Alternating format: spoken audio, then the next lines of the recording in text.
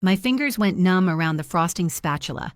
8:47 a.m. on my 21st birthday, and I was standing in our kitchen staring at the text message that just lit up my mom's iPad on the counter, the one she'd left charging, the one she always forgot to lock. Flight boards in 20. Can't wait to finally relax without the birthday drama. 5 days of peace. My sister Emma's reply sat right beneath it. Seriously, Lila's been so needy lately. This week is exactly what we need. The 3-tier cake I'd spent 4 hours baking last night, half vanilla, half chocolate, decorated with hand-piped flowers because I wanted it to be perfect, sat on the counter behind me. The candles I'd arranged in a careful circle.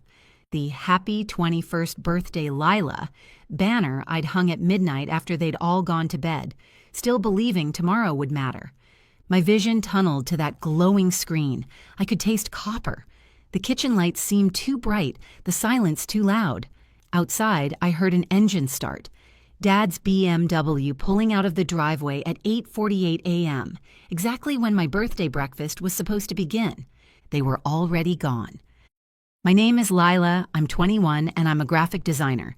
This is the story of how I learned that silence isn't weakness, it's strategy. I stood there for exactly 3 minutes, watching that text thread, my breathing shallow and controlled. Then I did something I'd never done before.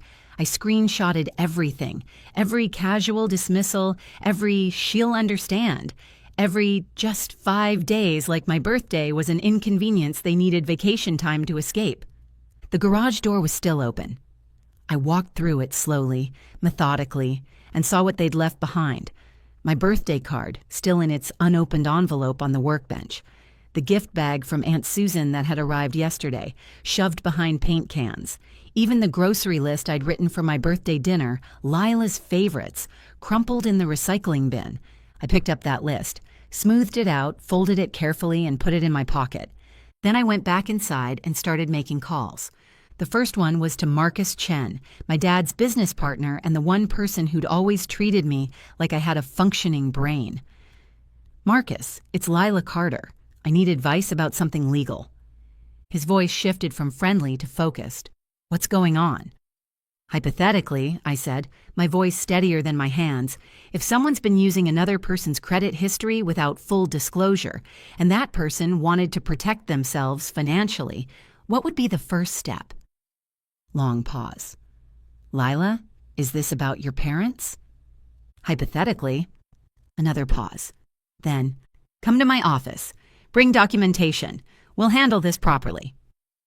An hour later, I arrived at Marcus's office downtown, my folder of bank statements clutched against my chest. By 10 a.m., I was sitting in his conference room with printed statements I'd been quietly collecting for months. Ever since I'd noticed my credit score dropping despite never missing payments. Turns out, my parents had been listing me as a co-signer on their business loans without telling me. My name, my liability, their spending. Marcus's face darkened as he reviewed the papers. "This is financial abuse, Lila. You could file charges." "I don't want charges," I said quietly. "I want separation. Clean, legal, permanent." He nodded slowly. "I can do that, but it'll take time." "I have 5 days," I said. "They're in Miami until Sunday night." Something shifted in his expression. Respect, maybe, or recognition. "Then we'd better work fast." What happened next wasn't dramatic. It was surgical. Marcus connected me with a financial advisor who walked me through every account, every authorization, every legal entanglement. By noon, I'd filed to remove myself as a co-signer on their business loans. By 2 p.m., I'd transferred my savings from our joint family account, the one they'd convinced me to open for emergencies, into a new account at a different bank. By 4 p.m., I'd changed my direct deposit information for my design freelancing work. The money they'd been casually borrowing from, gone. The credit line they'd been using for family expenses, frozen. The automatic payments I'd been covering without realizing, stopped. I didn't do it out of spite. I did it out of self-preservation. But I'd be lying if I said I didn't feel something shift inside me with every signature, every form, every, "Are you sure?" that I answered with an unwavering yes. That night, I sat in my childhood bedroom. The one with concert posters and art prints I'd designed, the one that suddenly felt like a museum of someone else's life. And I opened my laptop. For 2 years, I'd been building a portfolio of graphic design work, logos for friends' businesses, social media graphics, custom illustrations. My parents called it a hobby. My dad once said, "It's cute that you're creative, but you need a real career plan." I spent the next 6 hours setting up an online store. Premium designs, custom artwork, prints, professional, polished, priced fairly. By midnight, it was live. By 1 a.m., I had my first sale. A wedding invitation template to someone in Portland I'd never met. I stared at that payment received notification until my eyes blurred. Strangers believed in my work more than my own family did. The second day, I woke up to 17 orders. By afternoon, 32. I worked through the day in a haze of designing, messaging clients, packaging files. My phone buzzed constantly with notifications, and each one felt like oxygen. I barely ate. I definitely didn't sleep. But I also didn't cry. Around 6 p.m., I walked downtown to clear my head and found myself standing outside a co-working space I'd passed 100 times. The one with floor-to-ceiling windows and people hunched over laptops, building things that mattered. I walked in, rented a desk for the month, set up my equipment. The guy at the desk next to mine, mid-30s with architectural blueprints spread everywhere, glanced over. "New here?" "Brand new to everything," I said. He grinned. "Best time to start." On day 3, I checked my parents' social media. Mom had posted a sunset photo from their hotel balcony. Sometimes you just need to disconnect and recharge. No obligations, no stress. Pure peace. I read it 3 times. Then I commented, "Looks beautiful. Enjoy every minute. You deserve this break." I meant every word. They did deserve it.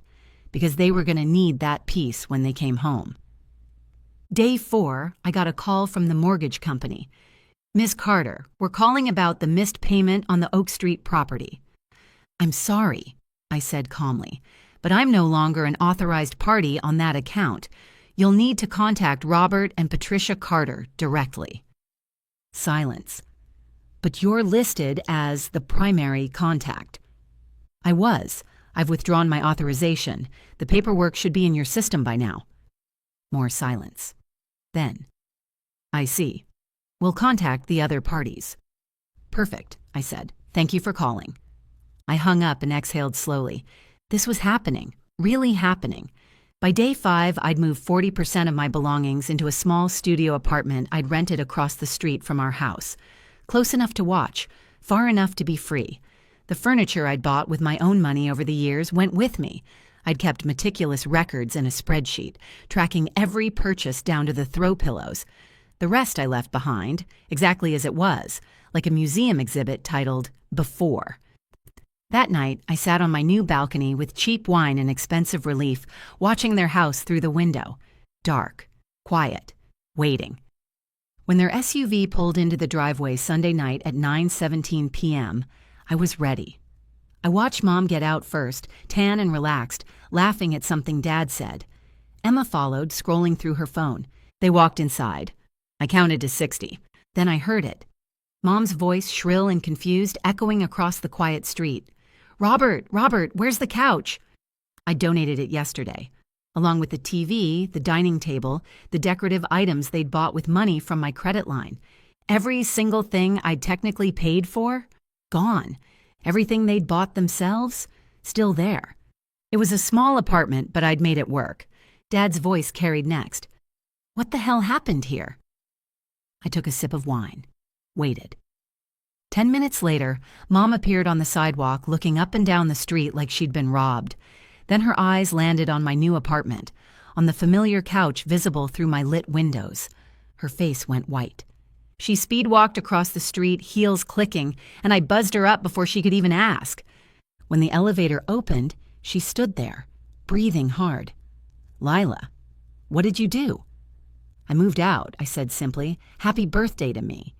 You took our furniture." "My furniture," I corrected. "The furniture I've been unknowingly financing through the credit accounts you opened in my name." Her mouth opened, closed. "We were going to tell you about those." "When? After I graduated college?" Oh wait, that was 3 years ago. After I turned 21?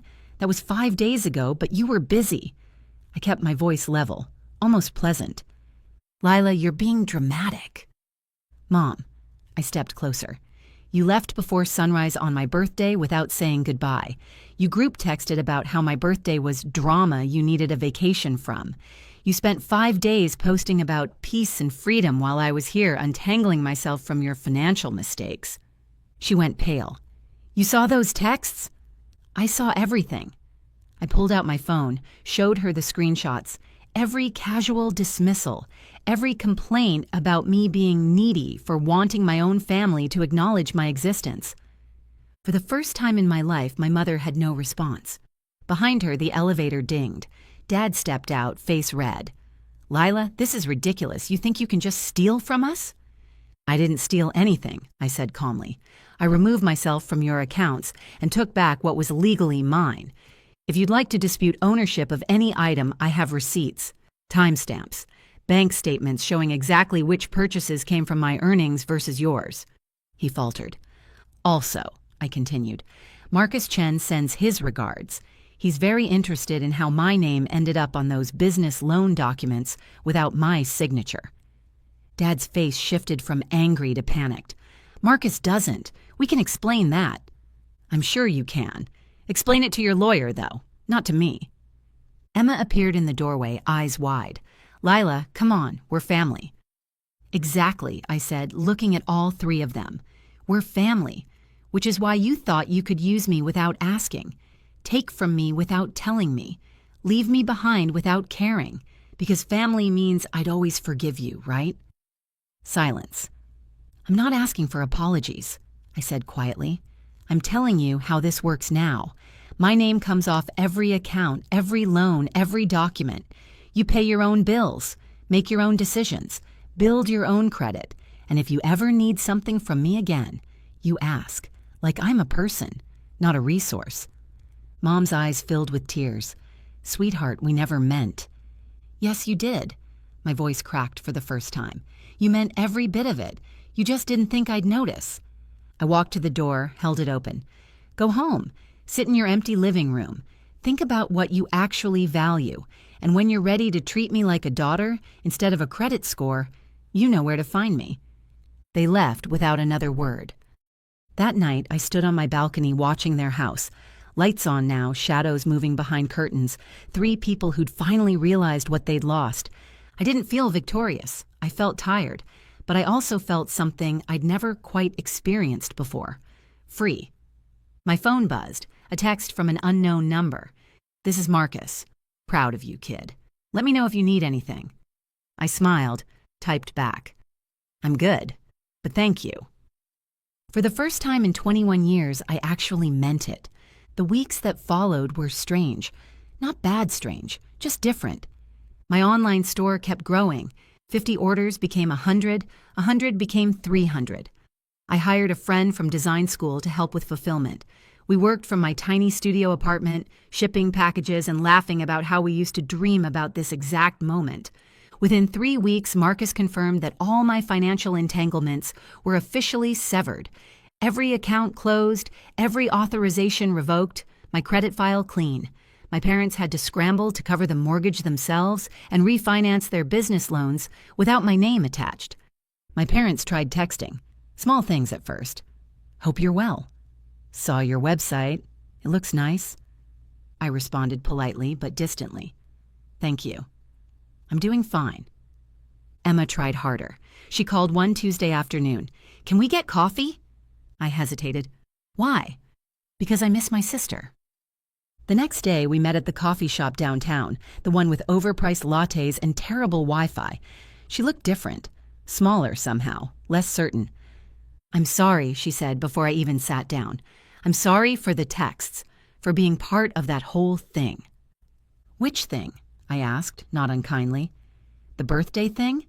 The Lila's so needy thing? The years of treating me like I was invisible? She flinched. All of it. I sipped my coffee. What changed? You did. She looked at me directly. You stopped waiting for us to notice you and just built your own life. And it's kind of terrifying how well you're doing without us. That's what happens when you stop waiting for permission to exist, I said. She nodded slowly. Mom's a mess. Dad won't admit it, but he's scared you'll actually press charges. I won't, I said. Not because they deserve mercy, but because I'm done carrying their weight. Can I ask you something? Emma's voice was quiet. How did you know? About all the financial stuff? I didn't. Not until I looked. I met her eyes. That's the thing, Emma. I stopped assuming they'd protect me and started protecting myself. You should try it sometime. She swallowed hard. I want to fix this. Then start by paying your own rent, I said gently. Build something that's yours. Stop letting them make you smaller so they feel bigger. She left crying, but I think they were good tears, the kind that mean you're finally seeing clearly. Mom called 2 weeks later. Can I see you, please? That afternoon we met at Riverside Park on neutral ground under open sky. She sat on the bench looking older than I remembered. I've been thinking about your birthday, she started. Don't, I said. I don't need you to explain it. I need to say it anyway. Her voice was shaking.